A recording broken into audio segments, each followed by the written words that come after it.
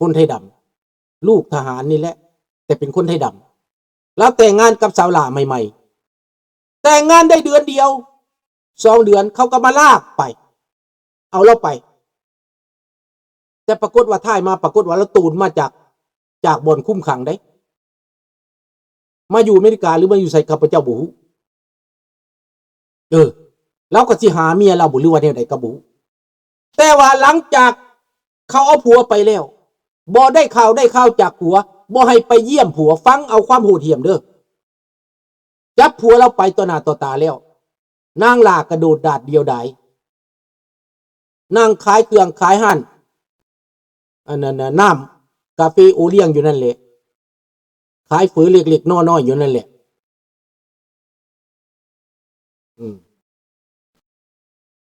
หลังจากนั้นพี่น้องนางลาถือเขาบังคับเดี๋ยวสื่อมันข้าพเจ้าจื่อน้ำหลังเนาะไส้นี่แหละบักนี่ได้ร้อยเอกปฏิวัติอยู่สางเขื่องสบายดีวงสวรรค์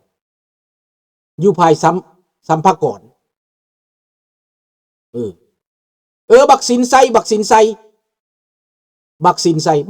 นี่ก็อายุประมาณ30ปลายหรือ40ตอนนั้นไหนเมื่อเนี่ยนั่งต้นไปแล้วบักสินไซนี่บังคับแต่ละมือนี่มาตื้ออยู่หั่นแหละมาตื้อสาวหลานข้าพเจ้าสิเล่าให้ฟังเด้อนี่เป็นเรื่องเจ็บปวดได้พวกท่านว่าบ่เจ็บบ่เป็นเรื่องที่อาธรรมที่สุดมันใส่ปืนสั่นมันมาจี้ทุกมือมึงสิเอาหรือบ่เอาคันบ่เอาพอมึงตายกูสิฆ่าพอมึงอยู่แนวน่ะอยู่ศูนย์สัมมนาพุ่นพอมึงกูจับไปแล้วเดี๋ยวนี้มึงต้องเอานางลาขีนบ่ได้บ่มีทางเลือกเจ้าบายจริงหน่อยเรากับพันจบเนาะมันลายได้เรื่องเรานี่เอามันจบตัวนี้ก่อนเนาะนางลาเลยได้เอาแต่งงานเอาด้วยความจำเป็นเอาไปบ่ได้หักย้อนปืนมันจี้บักสินไซสื่อมันมันมาอยู่อาคารหนึ่งเด้อ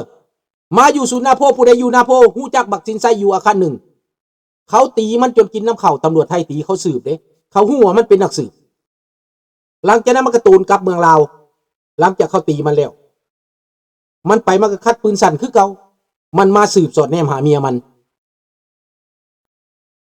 บักสินไซเด้อ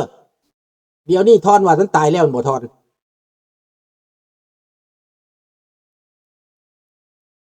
นี่พี่น้องขึ้นบังดูวาดภาพบังดูปืนจี้เอาเมียนางลาได้โอกาสลุดจากบักสินไซโตนหนีเล่าบ่เข้าศูนย์บักสินไซนำหามันนำมาหาอยู่เมืองไทยพี่ไหนมาอยู่นครพนมมาอยู่ศูนย์นาโพพี่ไหนมันสืบหาเมียมันปรากฏว่านางลาไปอุบลแล้วไปไม่กาเฮากับบ่จักข่าวสื่อว่านางลาเด้อคนไทยดำเด้อลาเซโนเด้อผู้ใดฮู้จักบอกข่าวในเด้ออย่างนั่งต้นมาแ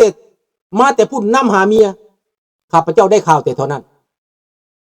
เป็นคนบ้านสกึนนำหาเมียรอดมาจากศูนย์สัมมนาด้วยการตูนหรือด้วยการปล่อยมากับบ่ฮู้ข้าพเจ้ามาวิทย์แล้วได้ข่าวแต่เท่านั้นจบเรื่องรายการว่าความเจ็บปวดระหว่างบ่าวสาวแต่งงานกันมามันมี100 คู่พันคู่หมื่นคู่แสนคู่เป็นแบบนั้นหากแต่งงานกันเขาเอาไปนี่นะตายจากกันไปมันหมาดนี่นะแต่ข้าพเจ้าโชคดีบ่ได้พากจากเมียตัดสินใจหนีก่อนจะพากจากเมียและพาเมียมาต่างประเทศพาลูกมาต่างประเทศพวกที่เหลือ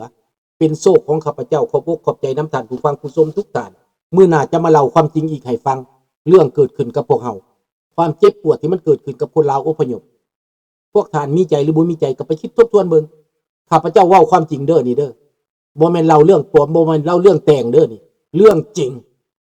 ที่มันเกิดขึ้นเนาะขออำลาพระจากเท่านี้ขอบอกขอบใจท่านผู้ฟังผู้ชมทุกท่าน ขอขอบพระคุณมากๆราตรีสวัสดิ์พบกันใหม่ในพรุ่งนี้บายบายตายแล้วลุงปฏิการฆ่ามันวะหรืออาร์ติเมนวัคซีนใส่นั่นแหละขอบใจหลายๆบายบาย